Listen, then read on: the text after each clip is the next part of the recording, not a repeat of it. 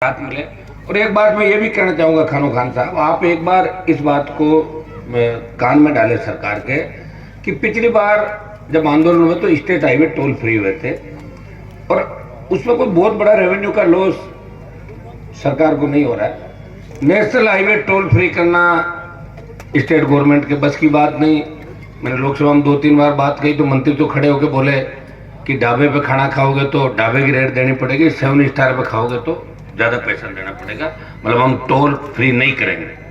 लेकिन state highway toll free हो सकते हैं, इसमें आप लोग एक बार प्रयास करें। स्टेट हाईवे भी अगर टोल फ्री हो जाते हैं तो बहुत बड़ी राहत आम आदमी, गरीब आदमी को मिल सकती है। स्टेट हाईवे पे गुंडागर्दी जो टोल नाकों में चल रही है, 2 दिन पहले ही सीकर के अंदर जिस तरह किसान के बच्चे को पीट पीट के मार डाला टोल वालों ने, आपको ध्यान है इस बात का।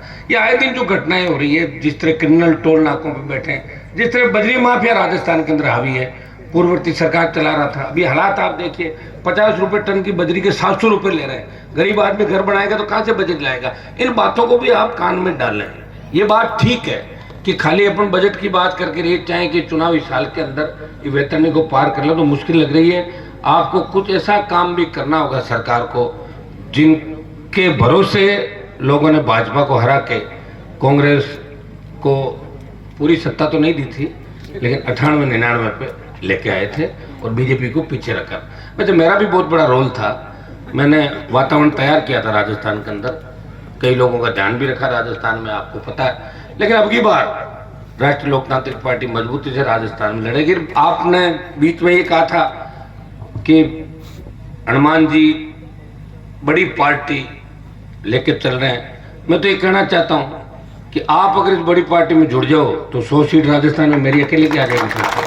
आपका तो इंतजार कर रहा हूं। जय में जाट मुस्लिम मेघवाल मीणा हो गया मोर्चा, फिर तो बन गया राजस्थान आवश्यकता। तो ये पार्टी तो आपकी है, कहने की क्या आवश्यकता है। और जब जब आपको आवश्यकता पड़ी, जब जब आपको मेरी जरूरत जहां भी पड़ी तो आगे खड़ा मिला, पीठ दिखा के नहीं भागा। मैं विश्वास दिलाता हूं मैं सबको साथ लेके चलूंगा। एक वाक्य आपको ध्यान होगा, जब बीजेपी की सरकार थी, कुमारी गांव के अंदर वसुंधरा सीएम थी और कुमारी में मुस्लिम और हिंदू का एक मामला हो गया था। आपको जो बासने के एमएलए साहब थे, उनका फोन आया मेरे पास कि मैं नहीं जा पाऊंगा। हजारों लोग थे, आमने सामने हो गए थे।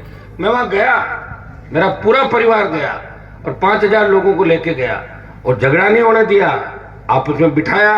हमारे लोगों के खिलाफ मुकदमे दर्ज हुए और वसुंधरा ने ये बात कही कि झगड़ा क्यों नहीं हुआ, अगर 5-10 आदमी मरते तो मैं हनुमान को जेल में डाल देती। फिर भी मेरे ऊपर ईश्वर की कृपा थी कि जाट और मुसलमानों को आपस में नहीं लड़ने दिया कुमारी के अंदर। सारा वाक्य आपके ध्यान के अंदर। इन बातों का ध्यान रखना कि वक्त पड़ने पे कौन आदमी हिम्मत दिखा के जाता। मैं 23 घंटे तो कलेक्ट्रेट भी नहीं गए थे, छुप गए थे दोनों। मैं खड़ा था वहां पे। मैंने कहा एक तो डांगावास में पहले ऐसी घटना हो गई, कुमारी में हो गई, तो फिर तो हम तो अकेले पड़ जाएंगे पूरे राजस्थान के अंदर। और ये सही बात है कि हम जब हमारा गठबंधन रहा, हम ताकत में रहे, पावर में रहे, चाहे नंबर 2-3 पे रहे, फिर भी सरकार में हमारी चली। अब वापस इस गठबंधन की आवश्यकता है, शेड्यूल कास्ट के लोगों को साथ लेके एक नए राजस्थान के निर्माण में अपन लोग साथ चल सकते हैं। आने वाला समय आपका है। आज सब लोगों ने अपनी अपनी बात रखी। चौकीदार साहब ने भी बड़े अच्छे विचार यहाँ पर रखे, उन्होंने अपनी बात भी बताई। और निश्चित रूप से जो नए लोग हैं जहाँ बैठे हैं, चाहे मंत्री का दर्जा इनके पास है, वक्फ बोर्ड में खानो खान जी से लेके मैं देख रहा हूँ जो नौजवान जहाँ जहाँ आपके बोर्ड के चेयरमैन है, वो पूरा प्रयास कर रहे हैं, काम कर रहे हैं। लेकिन सिस्टम ऐसा हो गया कि एक व्यक्ति चाह के भी सब कुछ नहीं कर सकता। आप देखिए भ्रष्टाचार के खिलाफ बड़ी बड़ी बातें होती है, लेकिन भ्रष्टाचार का खात्मा कहाँ हो रहा है? किसी को पकड़ा जाता है, ट्रैप किया जाता है, उसके बाद में अभी स्वीकृति नहीं मिलती और वो फ्री हो जाता है। बड़े बड़े आप देखिए, ये बड़े माफिया हैं इस देश प्रदेश के अंदर, जिनको कुचलने के लिए बहुत बड़ी ताकत की आवश्यकता है, बहुत बड़ी पावर की आवश्यकता है। और ताकत और पावर कौन देता है लोकतंत्र के अंदर? वो आपके हाथ में, जनता के हाथ में। मैं तो इतना ही भरोसा आपको दिलाता हूँ, प्रधानमंत्री मोदी से अगर देश में किसी ने टक्कर ली, मैं तो पहली बार जीत के गया था। अकाली तो 50 साल तक सीएम मिनिस्टर रहे, उन्होंने सत्ता छोड़ी तो उन्हें वापस सीएम बनना था।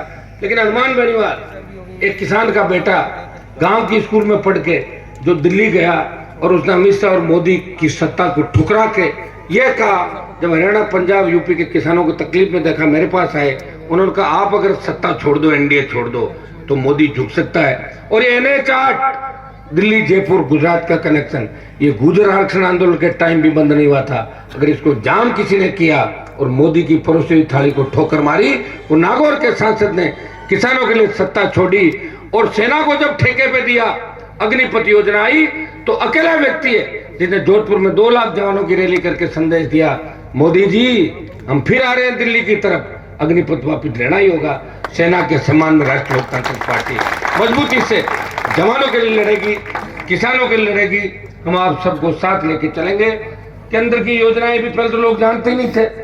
मेरे जाने के बाद कम से कम लोकसभा टीवी तो देखना चालू हो गए नागौर वाले, पहले कहाँ देखते थे? पहले तो कोई देखता है नींद लेता लोकसभा के माइन लोग आ जाएगा, देख लो ना उठा के सारा। तो मैं गया तो कम से कम आपकी आवाज तो बढ़ा। देश के किसी कोने में चले जाओ, अगर पूछ लोगे कि कहाँ के रहने वालों को नागौर के, कि आपका एमपी मजबूत है, मजबूती से लड़ रहा पूरे देश के हर मामले के अंदर। राजस्थान को विशेष राज्य का दर्जा देने की बात हो, चाहे ईआरसीपी की बात हो, किसी भी समाज को अगर आवश्यकता पड़ी, अगर सबसे पहला बयान आया, चाहे सरकार कोई सी भी हो, चाहे सामने अपराधी कितना ही बड़ा हो, चाहे गैंगवार की घटनाएं हुई, जब राजस्थान में अपराध सर चढ़ के बोला इस धरती से, किसान के बेटों के सीने पे जब गोलियां बरसाई जा रही थी, तो हनुमान बेनीवाल उन अपराधियों के खिलाफ सड़क से लेके सदन तक हमेशा लड़ा। और इसी का परिणाम है कि आप खूब आशीर्वाद भी देते हैं, खूब प्यार भी करते हैं, और निश्चित रूप से आप और हम एक हो गए उस दिन राजस्थान की सत्ता पे हमारा कब्जा होगा। जिस तरह उत्तर प्रदेश, बिहार और हरियाणा के अंदर क्षेत्रीय पार्टी अगर ताकत में आई, तो बिना मुसलमानों के कोई क्षेत्रीय पार्टी इस देश के अंदर ताकत के अंदर नहीं आई। चाहे मायावती बनी मुसलमानों के दम पे, मुलायम सिंह, लालू यादव, चौटाला, तमाम जो लोग बने, इसलिए अकेली कोई जाति प्रदेश में सत्ता में नहीं आ सकती, उससे और बराबर की जातियों की आवश्यकता होती है।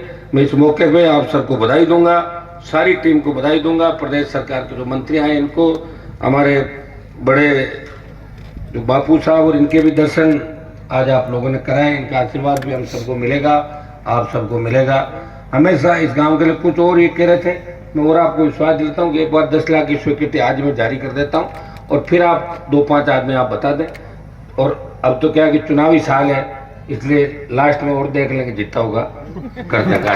पहले खानू खान जी की बात को खाली नहीं जाने देंगे, ये मैं विश्वास आपको दिलाता हूँ। लेकिन खानू खान जी